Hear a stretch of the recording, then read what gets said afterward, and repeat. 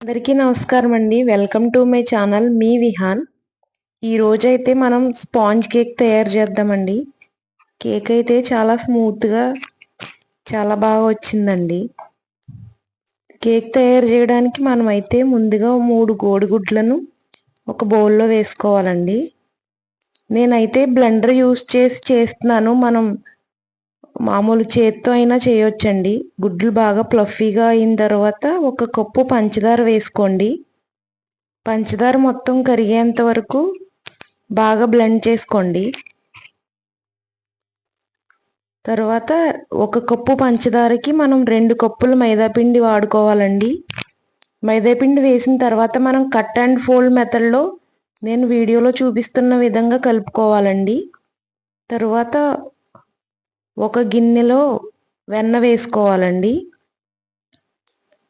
ఇది నేను స్క్రీన్ మీద ఇచ్చిన రేషియో కరెక్ట్గా వేసుకోండి. అలాగే 1/2 టీ స్పూన్ వంట soda, 1/2 teaspoon baking powder, అలాగే 1 టీ స్పూన్ వెనిల్లా ఎసెన్స్ వేసి కట్ అండ్ ఫోల్డ్ మెథడ్లో మిశ్రమాన్ని అయితే బాగా బ్లెండ్ చేసుకోండి. తర్వాత ఒక 8 యాలుక్కాయ పొడి చేసుకుని ఆ పొడిని కూడా అందులో యాడ్ చేసుకోండి. మంచి వాసన వస్తుంది కేక్ అయితే.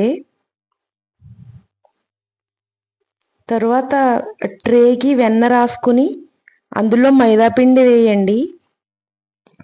మిగిలిన పౌడర్ని ఇలాగ తీసేసి పక్కకు వేసేసుకోండి.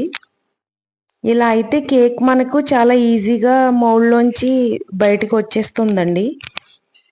పిండి మనం హాఫ్కే వేసుకోండి. ఫుల్ వేసుకుంటే బేకింగ్ పౌడర్ వేసాం కదండి, కేక్ డబల్ అవుతుంది. దాని గురించి సగమే వేసుకోండి.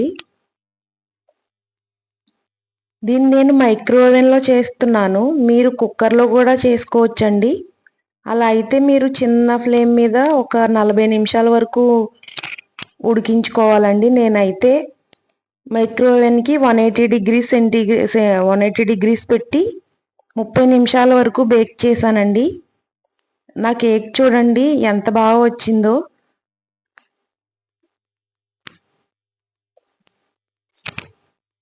కేక్ అయితే చాలా ఫ్లఫీగా చాలా స్మూత్గా వచ్చిందండి. ఇదిగోండి కేక్ ఎంత ఈజీగా వచ్చేసిందో మౌల్డ్లోంచి.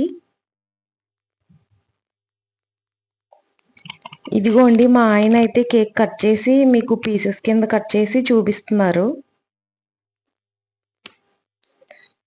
టేస్ట్ కూడా చాలా బాగా వచ్చిందంటండి కేకు. నేను స్క్రీన్ మీద ఇచ్చిన రేషియోస్లోనే మీరు పక్కాగా ట్రై చేసి చూడండి. కేక్ అయితే ఎవరైనా చాలా ఈజీగా చేసేయచ్చండి.